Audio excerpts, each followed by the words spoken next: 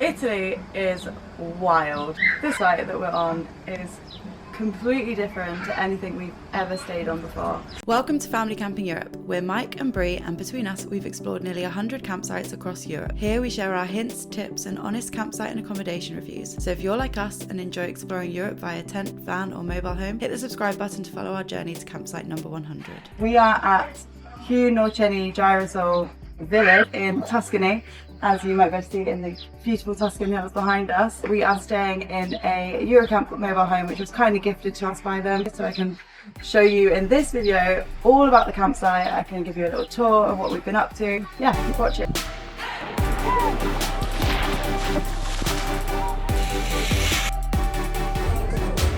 Let's start with the most important part, the pools. We spent most of our time in the upper village pool complex, also called the San Andrea Water Park.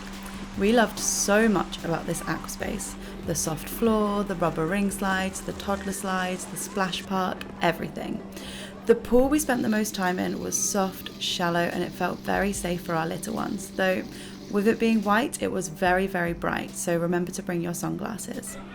The slide areas are really good fun for adults and children alike, and there's even an air pump for your inflatables next to the main lazy river slide. It did get busy here at peak times, but we never felt overcrowded in the pool area. The raised sections with tunnels and water sprays made a great unique addition, which made it even more fun to play here. We loved chasing each other around with water pistols, climbing up and sliding off of them, and just chilling in the water in our rubber rings. The pool which the large inflatable slide exited into was deeper, and our 2-year-old needed her armbands in here, and it could also get quite crowded with rubber rings and other inflatables. Next to this pool was the plastic toddler slide that our children loved, but they did fly off quite quickly and quite far, and the paint was starting to chip off. The pools were definitely not heated during our mid-June holiday, but it wasn't needed thanks to that gorgeous Tuscan sunshine. But that isn't it for the upper village. There are even more pools here on different tiers. Starting at the top, there's a basic lane pool with some sun loungers around it, and then just along from that, next to the restaurant, is a paddling pool with water sprays. Below that tier was yet another swimming pool with a shallow toddler area, and then next to the shop there was even another paddle area with an inflatable bit in the middle. And finally, there were the pools that we played in. The nearby pool bar is great for snacks and drinks on a shady terraced area, though the music here can get very loud. If we fancied a change of scenery and a bit more peace and quiet, then we'd head up to the top tier Belvedere restaurant terrace, which has amazing views and the shallow splash pool.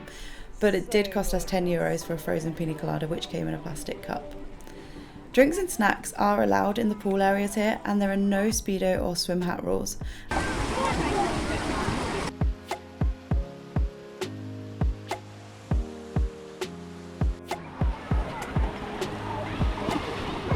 Nice toddler-friendly slide. Space when she comes down, it just makes it. I'm so happy with myself. The upper village pool isn't the only pool area on this village. In fact, just footsteps from our accommodation was the lower village pool, and this is where we went for a change of scenery, or if we didn't fancy the uphill walk or train shuttle to the upper pool. And yes, I did just say train shuttle. The train comes every 20 minutes and takes around 10 minutes to get from one pool to the other. It is walkable, and unless you have young children or aren't able, then I would advise walking. It is tough, it's a 10-minute uphill slog, but it will get you there faster than waiting and riding on the train, and it will help burn off all the pizza and pasta that you eat in Italy. Or at least that's what I've been telling myself. The train did get full up, and you aren't always guaranteed a place. Anyway, let's talk about the other pools.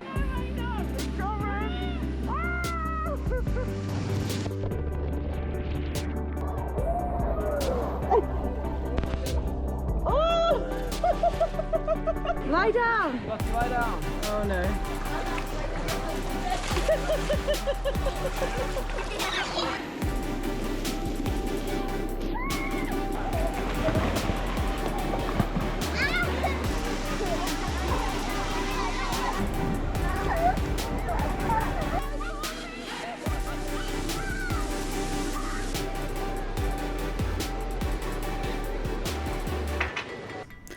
The lower village pool is also called the Girasole Water Park. The Girasole Water Park is a completely different pool area. Like the San Andrea Water Park, it is tiered across multiple levels with different options. The top 2 tiers contain shallow pools with slides. We loved these, they were really fun and felt a lot safer than the larger pools below. On the bottom level, you'll find a splash area with sprays, tipping buckets with a soft squishy floor, and then that led into a covered pool area which was just next to it. And then there's also a 1.3 metre deep sun pool, as we called it, because there was a sun in the middle. Then there's a large water slide and a 1.6 metre deep lane pool. We found this area a lot more chaotic than the upper village. The water was deeper, it seemed noisier, and I was definitely more on edge at these pools. However, my two girls absolutely loved jumping in, and thanks to a new friend that they made on holiday, shouting cannonball. In the mornings, the lane pool is filled with swimmers, but by the afternoon, it's filled with inflatables. And it's also the pool where the entertainment team provide aquabike and aerobics classes. Like the upper pool, there is an air pump to fill up your rubber rings, and we love taking them to the second level pools to use in the little shallow slide areas. Mike and I even had a go ourselves. Oh no!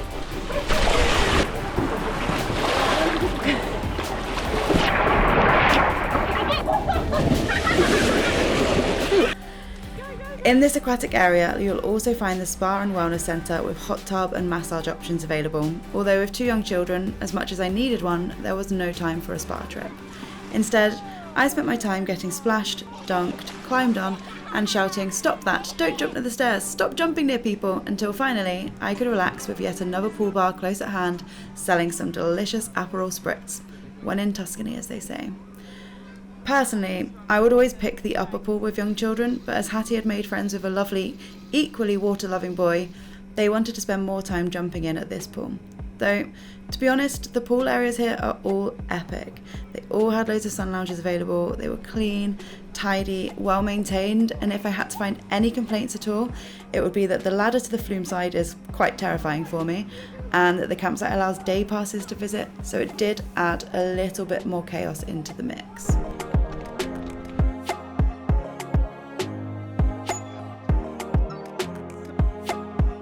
Away from the pools, you could often find us at the play areas across the site.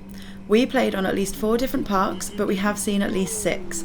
My 5-year-old was obsessed with the swings outside the gift shop, but this was in the sun for a lot of the day, so we tended to only visit here in the early mornings or late afternoons. Our favourite one though was at the central bar area. This was sanded and had a good climbing structure and felt really safe. It wasn't overwhelming, and although it could get busy in the evenings, children mostly played really well, either on the climbing frame or in the sand. My 5-year-old got buried a few times, and the 2-year-old enjoyed making sand angels. However, we really did not enjoy the pre- and post-park sandy showers. This play area is attached to the main central bar, making it a great area to unwind for both children and adults. It was a really social place, and we, as well as our children, made lots of friends around this park. At 8:45, the mini disco would open in the amphitheatre just below the park, and you would see the children and their parents all heading from the play area down to the dance area. The songs were great, and our 5-year-old has not stopped asking for them since we've returned home. Other entertainment during our stay included a range of kids clubs, though we had so much fun and so little time we didn't even get around to using them, cooking classes, markets, and even a full-blown beer festival with local brewers and live music. Something I never expected to find on one of these holidays. Beer festival, got a little bag, got a little cup, got some tokens to get some beer in our cup. So 5 tokens, 12 5 euros. tokens to get 5 little beers at the beer festival. Yeah. This costs 12 euros to get 5 half pints. I don't know, yeah, I guess so. That's pretty amazing.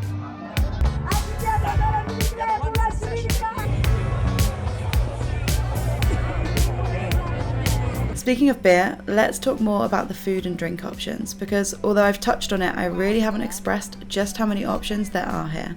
I literally stood next to the fountain in the main square and counted 7 different places that I could eat, and that was just one small section of the site. So starting at the main square, I've already mentioned the central bar with its gorgeous terrace and stunning views.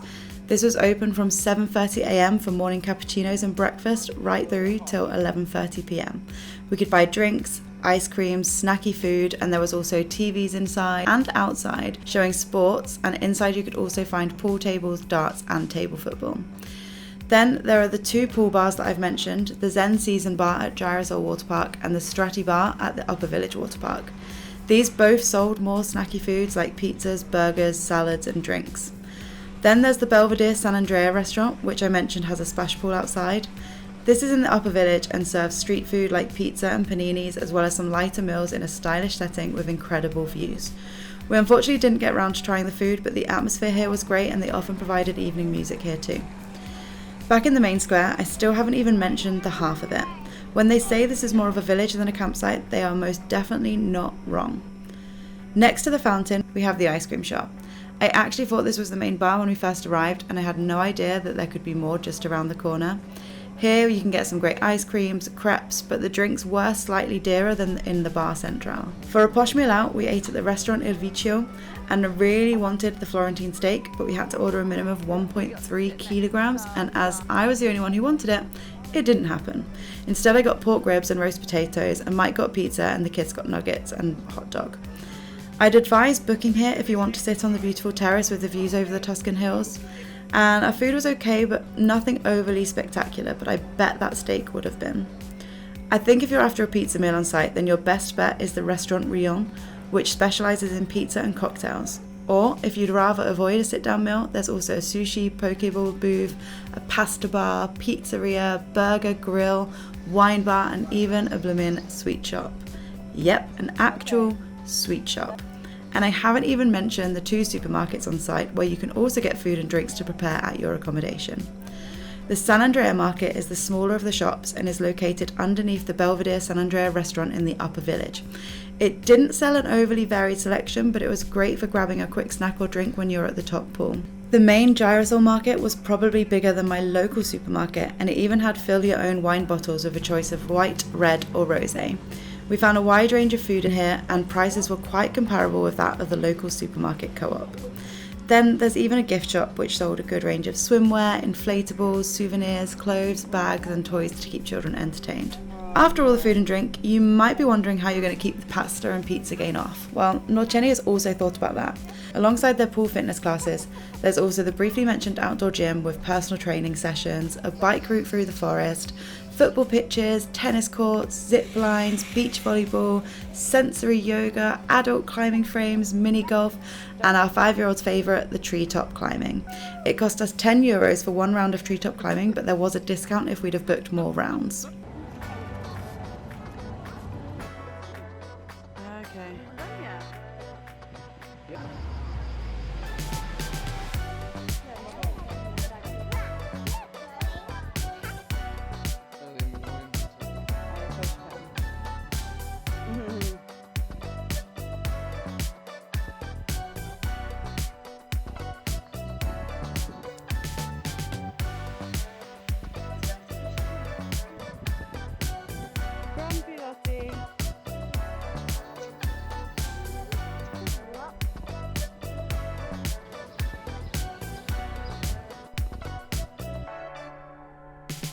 Whilst the campsite was amazing and we could have quite easily never left it, we had pre-planned a couple of days out. Firstly to Florence, which although is absolutely stunning, it was sweltering hot. I think it was around 37 degrees during our trip. And we also planned to go to Pizza, but this trip got cancelled due to train strikes. Our next trip out was lunch at Sting's Pizza restaurant, and yes, I do mean that Sting. The pizza here was absolutely gorgeous. Mike says it's one of the best he's ever had, and the prices were really reasonable, and they even had a play area for children and sold their own wine. Obviously couldn't help but buy some Roxanne to take home. There are loads of other days out that we could have done, like visiting vineyards, local farms, etc. But to be honest, we loved Norcenni that much that we were quite content staying there. Plus, our Eurocamp Premium Resort had aircon and a shady decking with a view. But then, everywhere you look, there's a gorgeous view. Quite honestly, it's been one of the prettiest Eurocamps we have ever stayed on. It's full of wildlife, nature, plants, greenery, and they even had their own educational garden where they grew fruit and vegetables. It's not for everyone, for sure. It's hilly, the pitches can feel a little tight and parking isn't always right next to the accommodation, and the site is huge and you have no control where you'll be placed, but quite honestly, these small inconveniences did not take anything away from what was an incredible holiday. I'm normally not the kind of person who wants to return somewhere, but as I sit and record this narration on my first day at home after returning, I honestly cannot wait to go back here someday. Words just can't express how perfect this holiday was. I'm going to drop some hints and tips and how to book information in the description below, so make sure you check them out after you've hit that subscribe button. Thank you so much for watching. Let me know if you have any questions and I'll see you in the next video.